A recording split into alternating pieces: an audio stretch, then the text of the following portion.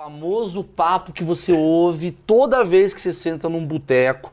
Você que é o cara do Silvio Santos, fala, caramba, não aguento mais, não sei o que falar disso. Você ficou muito conhecido porque eu acho que foi um caso que você é um comandante, você tá ali, Silvio Santos é o maior apresentador do Brasil, tá sendo sequestrado. Tá ali, na varanda. A situação toda, na varanda não, antes, né? Ele tá ali, sequestrado. E você comandando isso em rede nacional. Como fica o tamanho do seu toba em relação a... Cara, se der uma merda aqui, eu tô fudido. Se for bom, beleza, eu vou comprar um carro novo. Mas se der uma merda, fudeu. Como é que fica... Como é que fica essa sua cabeça? Pergunta sensacional. Para quem não sabe, né, esse caso aconteceu em 2001 e foi, eu não lembro, olha, eu tô com 41 anos nessa trajetória. Entrei com 15 anos na polícia, fiquei 30 anos na instituição de 80 até 2010, nós estamos em 2021, tô há 11 anos como palestrante, escritor, comentarista e escambau. Mas e aí? Aí tá lá... Pô, aí o que aconteceu? O Brasil parou. Sim. Porque começou com o sequestro da filha dele, que acabou sendo pago resgate, e a moça foi liberada, a Patrícia, e depois de um certo tempo... Que é a Patrícia Bravanel de hoje, pra quem tá velho. A polícia continuou naquela investigação, que é natural, e aí o sujeito se achando, né, com medo de que ele poderia ser pego pela polícia... foi por isso, foi mesmo. Ele acabou, surpreendentemente, voltando para a casa do apresentador, ficou num terreno baldio lá, a moça saiu para colocar o lixo, ele rendeu a moça que era empregada, entrou e fez o Silvio Santos como refém. Quando isso aconteceu e se tornou público, ou seja, foi noticiado, cara, eu não lembro de um momento no nosso país que parou tudo, cara, parou, as emissoras pararam... Carol Conká no paredão, talvez isso, foi a única... Foi isso, pode ser, pode ser. E aí eu fui chamado, mas aí, voltando à sua pergunta, cara, como é que estava o meu coração quando eu fui para lá? Primeiro lugar, nós que trabalhamos em tropa de elite é uma churrasqueira, cara, é uma churrasqueira permanente. Se você bobear, sua batata assa. Mas a gente sabe disso quando vai para esse tipo de negócio, quando vai para esse tipo de atividade, e, consequentemente, a gente é preparado para isso. Por isso, o meu coração, quando eu chegava numa ocorrência com refém, eu pergunto nas palestras, como é que vocês acham que estava o meu coração quando eu chegava numa ocorrência com refém? Invariavelmente, a resposta é, puta, estava coração a milhão. Eu falo, não, meu amigo, estava 60 por minuto. Por quê? Porque eu fui preparado para fazer o que eu fazia, Maurício. Essa é a pegada, eu estudei para fazer o que eu fazia. Chegar lá, galera, tá tudo bem, como é que você... Cara, então é igual um médico que atua numa UTI, sim, cara. Sim. Sabe? Ou um médico do pronto-socorro do Hospital das Clínicas. Mas eu acho que cara lá... mas quando chega um médico para operar a própria filha, eu acho que dá uma tremida. Por mais que ele seja preparado. Santos, né? Ou o Silvio Santos. Cara, eu vou falar para você. Eu cheguei lá, senhor da situação. Eu cheguei lá, tava uma bagunça. Pra você ter uma ideia, eu até conto isso no meu livro, porque quando eu cheguei lá, na casa do Silvio Santos, o cara tinha entrado, o Silvio tava fazendo ginástica, tava de cueca, eles entraram, bicho. Ele pegou o Silvio Santos de cueca, cara. E aí eles entraram numa dispensazinha. Primeira coisa, desculpa, por que o Silvio Santos malha de cueca? Eu não sei, cara. Tanto que essa cena tá no YouTube. Colocar no YouTube rendição do Silvio Santos, vai ver que ele pede uma calça, né, pra mim. Me traz uma calça, porque ele não queria sair. Foi a primeira exigência do sequestrador. Uma calça, por favor. Eu não quero ver os bagos do Silvio. Cara, mas quando eu cheguei na casa do Silvio Santos, muita gente tava lá na sala. Ele mora numa mansão, cara. Tava numa salona, assim. E o Silvio homiziado dentro de um cômodo, né, mantido pelo Fernando Dutra, que era o sequestrador. E na sala do Silvio parecia a festa da firma, cara, porque foi uma porrada de nego pra lá, de gente pra lá. E quem eram essas pessoas? Pô, comando-geral da polícia, o secretário o assessor de imprensa do governador, o chefe da casa militar. Tem um cara sequestrado, galera. E tudo cara acima de mim, hierarquicamente falando. Sim, sim. Quando eu entrei naquela sala, que eu vi aquela... E você imagina quantas pessoas? Pô, de uns 30, cara. Caralho, hoje é considerada aglomeração. E detalhe, cara... Câmera, não. Eu não posso falar 1 milímetro da boa vontade das pessoas que estavam lá. Todos foram lá pra ajudar. Claro, claro. Mas é muita gente querendo ajudar. Cara, mas de boa intenção, a estrada do inferno é pavimentada, né, meu amigo? Sim. Então... E aí eu cheguei lá, a primeira coisa que eu fiz, assim, eu capitão, só tinha major, tenente-coronel, coronel, secretário de Estado. Chamei o comandante-geral, número 1 da polícia, chamei ele e falei, comandante, tem muita gente aqui. E aí, cara, eu falei de um jeito, na verdade eu fiz até uma técnica de ancoragem, não vou fazer com você por conta da Covid, tá? Mas eu peguei no braço dele e apertei. Que bom. Pra colar no cara, assim, ó. Comandante, tem muita... Eu olhei bem no olho dele e falei, PNL pura, tem muita gente aqui. ele compreendeu na hora, e como eu era um cara que eu já tinha uma certa fama como negociador, eu tinha um certo respeito, e era uma doutrina, Maurício, que pouca gente conhecia de gerenciamento de crise, negociação, era algo meio novo pra gente aqui ainda. Mas o comandante botava fé no meu taco, e aí eu usei do galão dele, das estrelas dele, para poder tirar. Aí ele é um cara muito assertivo, era um cara, mudou, né? E falou assim, ó, você pode ir embora, você pode ir embora, você pode ir embora, secretário pode ir embora, assessor pode ir embora, limpou. E ao tirar esse excesso de gente, o local ficou purificado e aí eu pude fazer meu trabalho. Até porque deve ser um desespero pro cara que tá sequestrando o Silvio Santos ouvir um bando de cochicho. Cara.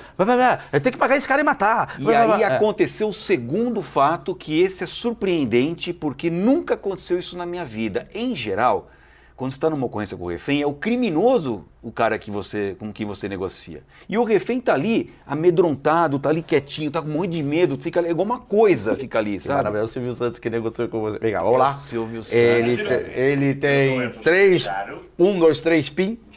Silvio Santos, o que ele fez, cara? Foi surpreendente isso. Eu nunca falei com o Silvio sobre isso. Eu falei com o Silvio só naquela ocorrência. Depois teve uma premiação por conta do resultado da ocorrência, né? O Silvio mandou um cara lá, que eu esqueci o nome, que era o Bambambam lá das empresas dele, para entregar uma carta, né? E ler uma carta numa cerimônia que nós fizemos aos policiais que tinham participado da ocorrência. Mas o Silvio, eu nunca falei com ele depois disso. Mas eu deduzo que o Silvio, o que ele fez lá dentro do cômodo? Ele percebeu, em primeiro lugar, ele não queria de verdade que nada de mal acontecesse com o garoto lá, que é o Fernando Dutra, o sequestrador. Ele não queria. Eu acho que não, porque ele é um cara que trabalha com gente, ele é um cara que vive com gente, assim, no sentido de profissional.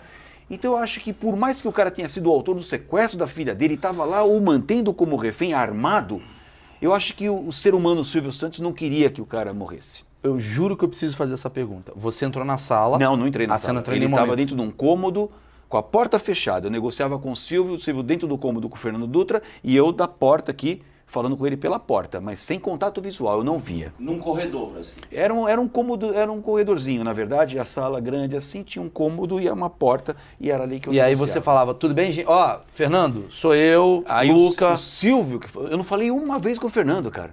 Era o Silvio, que olha, eu me tá... apresentei, quando eu cheguei lá, me apresentei, e teve um detalhe que é muito particular, eu tive que me apresentar como Doutor Luca, não Capitão Luca, que eu era à época. E por que isso? Porque antes de mim, estava negociando o comandante-geral da polícia. Aí desceu, né? E aí, quando eu tirei o comandante dessa função, porque não pode o comandante ser negociador, pela doutrina, quem tem poder de decisão não pode ser o negociador. Tem que ser um cara intermediário, assim. Né? Tem que ser um cara com essa função. Mas o Silvio, eu sabia disso. A minha equipe sabia e eu também sabia que o Silvio é um cara que serviu o exército. Ele conhece a hierarquia militar. E aí, pensando nisso, eu não pude me apresentar como capitão, porque eu pergunto pra você, como é que você se sentiria tendo um coronel e depois entra um capitão? Rebaixou, né, cara? Agora tô vindo aí, é o estagiário Cunha. Pô, aí eu tive que usar tá indo embora. Eu usei de um artifício que me surgiu na hora. Eu falei, pô, não vou me apresentar como capitão, vou como Luca, doutor Luca, né?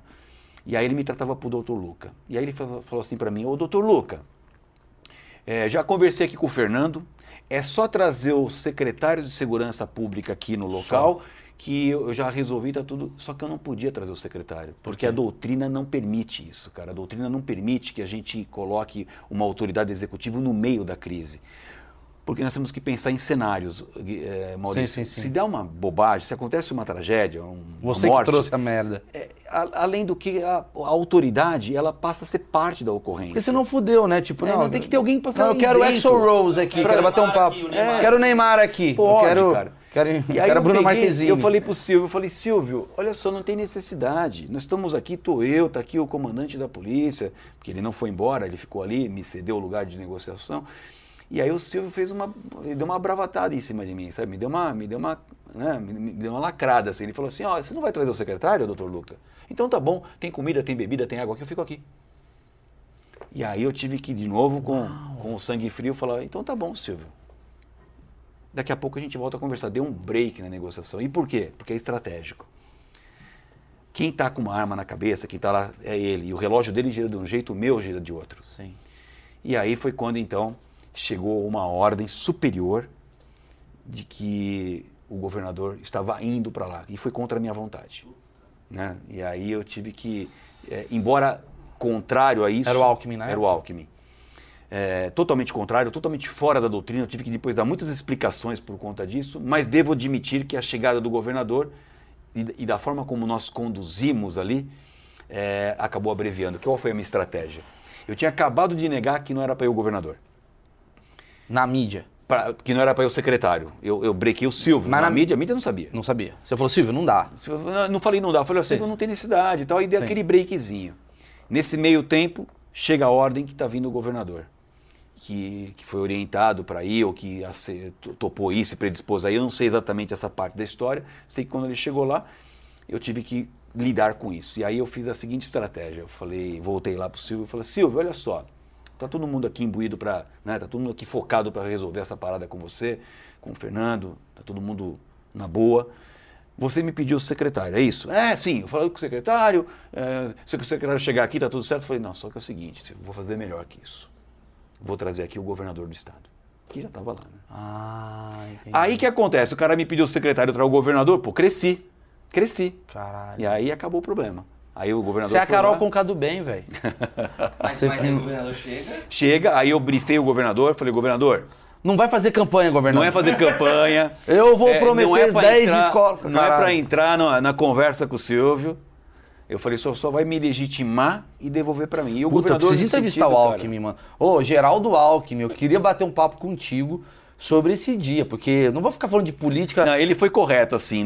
Eu acho que foi muito mal orientado, ou se ele quis ir para lá, não devia, porque se acontece uma bobagem, acabou a carreira política do governador. Claro. Ele vira parte da ocorrência. Mas vem cá, juridicamente dá problema. né, cara? Ninguém chegou a entrar nessa. Geralmente, numa negociação, vocês não entram em contato visual com. Às vezes sim. Às vezes Mas geralmente é o quê?